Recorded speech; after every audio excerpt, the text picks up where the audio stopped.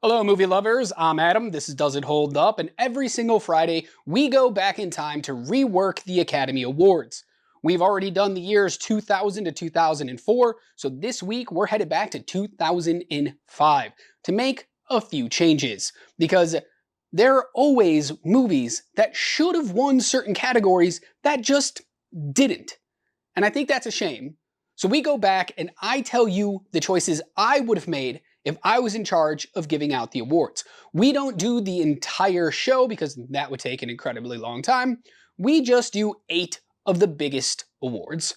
So, with me as always is the disembodied voice, Emily, here to read out the categories, who the Academy picked as the winner, along with the nominees before I tell you what changes I would make. So, Emily, what category are we starting with this week? We are starting with actress in a supporting role. The nominees this year were Cate Blanchett for The Aviator, Laura Linney for Kinsey, Virginia Madsen, Sideways, Sophie Okonedo, Hotel Rwanda, and Natalie Portman for Closer. The winner, Cate Blanchett, The Aviator. That's a good choice. Is it the right choice? Maybe. But you can also make a strong case for Virginia Madsen in Sideways, because although the two men really showcase their abilities in this movie, she has to hold her own against both of them, and it's incredible what she does. So, should it go to Cate Blanchett for The Aviator? Yes, it should.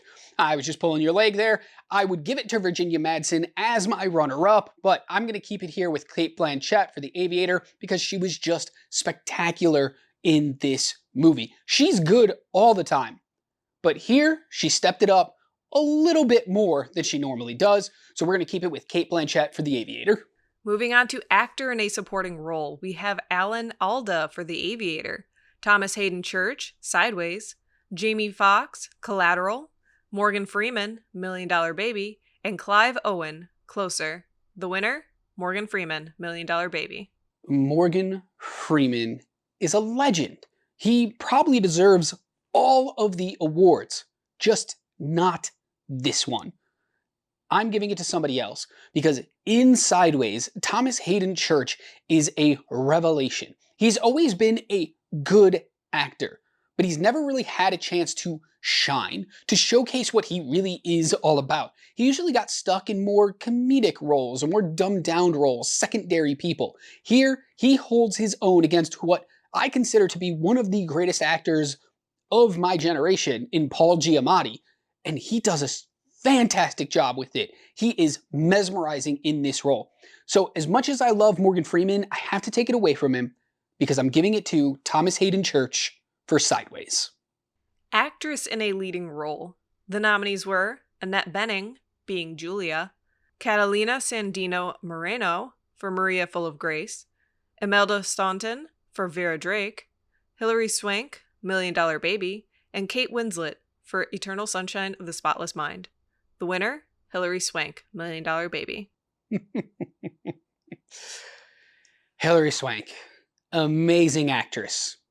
But she probably isn't even one of the best 5 performances of the entire year in 2004, let alone the winner for Best Lead Actress. At the end of the day, there's one performance in all of these movies that stands far and above everybody else, and it's Kate Winslet. She transforms in Eternal Sunshine of the Spotless Mind. She takes on a whole new character that we've never really seen her portrayed in other movies, and she knocks it out of the park, especially holding her own against legend Jim Carrey, who's very subdued in this and allows her to just go wild and be crazy and be unlike we have ever seen her before. So, Hilary Swank, you're very good, and you have other nominations and other awards already. So I'm actually taking this one away, and I'm giving to Kate Winslet for Eternal Sunshine of the Spotless Mind.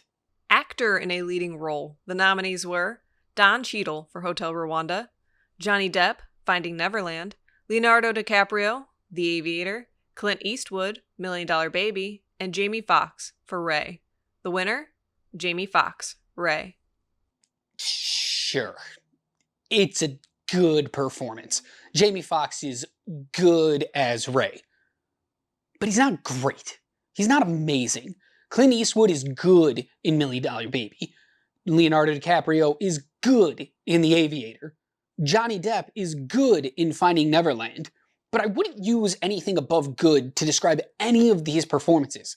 But Don Cheadle is great in Hotel Rwanda. This movie is sorely underrated, and his performance is a big reason why this movie works. Don Cheadle is fantastic pretty much every time he shows up on my screen. But this one was special. So I'm taking the award away from Jamie Foxx, and I'm giving it to Don Cheadle for Hotel Rwanda. Next, we have Writing Adapted. The nominees were Before Sunset, Finding Neverland, Million Dollar Baby, The Motorcycle Diaries, and Sideways. The winner? Sideways. This was an extremely hard category to go back and look at, because I think all of these movies are extremely well written.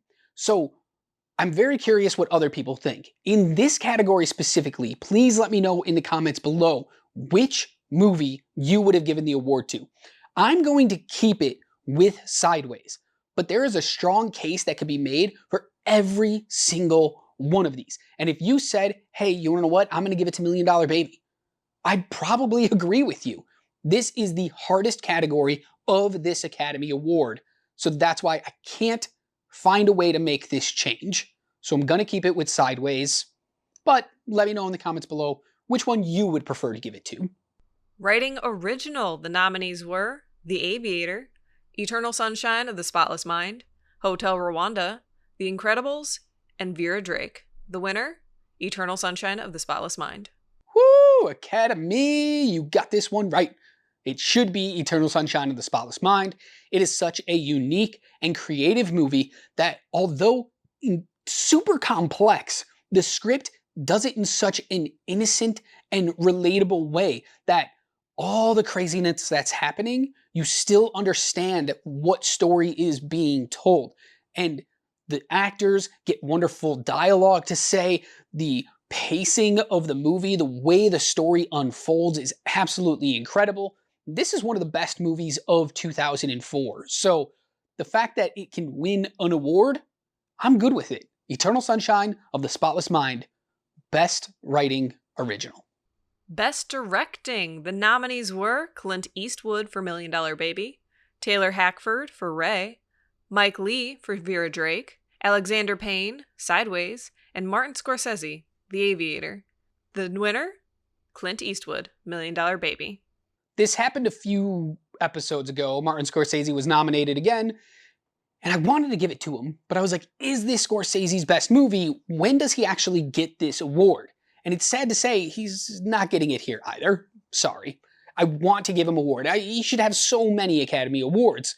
I just don't know if it's for The Aviator. So what other one could take its place if you're not giving it to Clint Eastwood? Alexander Payne did a great job with Sideways. Taylor Hackford did a good job with Ray. And Mike Leigh with Vera Drake created a beautiful movie. But at the end of the day, none of them can compare to Clint Eastwood. He showed that you don't need to do 1,000 takes for a scene to get exactly what you're looking for. His directing eye is probably better than his acting ability, which is saying a lot considering how phenomenal of an actor he is. So I'm not taking it away from him. Clint Eastwood, Million Dollar Baby. Moving on to Best Animated Feature. The nominees were The Incredibles, Shark Tale, and Shrek 2. The winner? The Incredibles. Yeah, I mean, this is a really weak pool. I didn't care for the original Shrek. I took its award away a couple episodes ago. I think Shrek 2 might be a worse movie, but only slightly.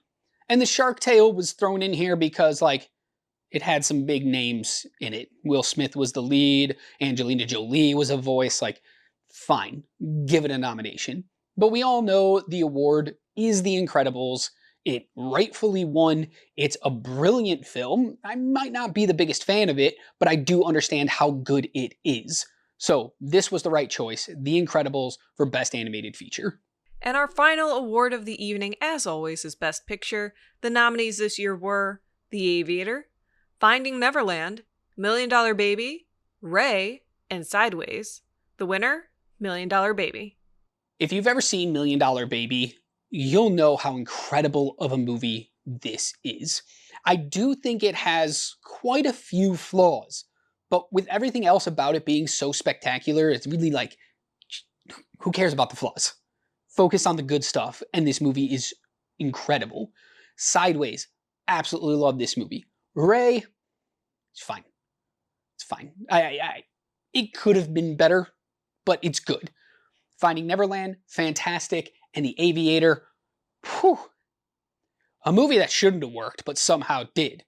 I actually like every single one. My favorite two out of this is going to be Million Dollar Baby and Sideways, because Sideways is just a personal favorite of mine, but I understand completely why Million Dollar Baby won, and so I'm not going to take the award away.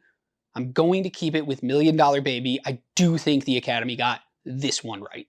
All right, let me know in the comments below what you thought about redoing the 2005 Oscars. What movies should have won what awards? I love hearing from you guys on what exactly your thoughts are, because this is the whole thing. It's just my opinion on what movies should have won. You guys are going to have your own, and I love hearing about them. So let me know in the comments below. Like, share, subscribe, all that good stuff. We are here every single Friday reworking the Oscars up until next year's Oscars in 2025. We have an episode planned for almost every single week until then. And on Tuesdays, we do a box office roundup where we talk about the top 10 movies from the past weekend. Check that out. It's a lot of fun. So join us. It's a good time. Until I see you next time, just remember to be good to yourself, kind to others, and keep watching movies.